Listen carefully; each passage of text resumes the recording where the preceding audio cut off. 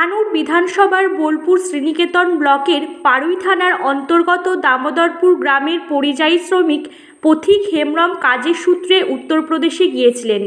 2 দিন আগে কানপুর এলাকার রেল লাইনের ধারে তার মৃতদেহ উদ্ধার হয়। গতকাল রাত 10টা নাগাদ মাননীয় মুখ্যমন্ত্রী মমতা বন্দ্যোপাধ্যায় ও যুবরাজ অভিষেক বন্দ্যোপাধ্যায়ের প্রচেষ্টায় মৃতদেহ গ্রামের বাড়িতে পৌঁছে দেওয়া হয়। তৃণমূল কংগ্রেসের অভিযোগ, শুধুমাত্র বাংলা ভাষায় কথা বলার অপরাধেই পথিককে নৃশংসভাবে খুন করা হয়েছে। এই ঘটনায় শোক ও ক্ষোভে ফেটে পড়েছে সমগ্র এলাকা।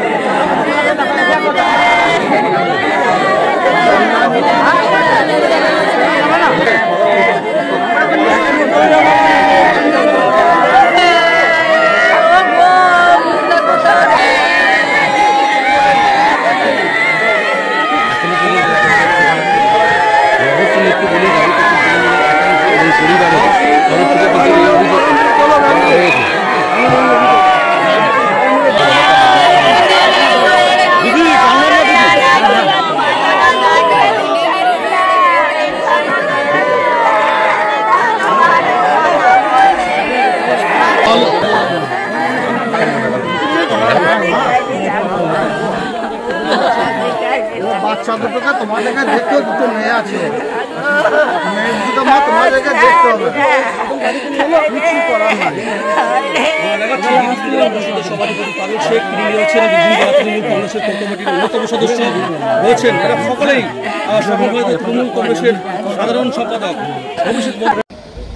দেখুন, বিগত দিনে এই ধরনের ঘটনা আমরা কখনো শুনিনি। এখন এটা নিত্য নৈমিত্তিক ঘটনা হয়ে দাঁড়িয়েছে।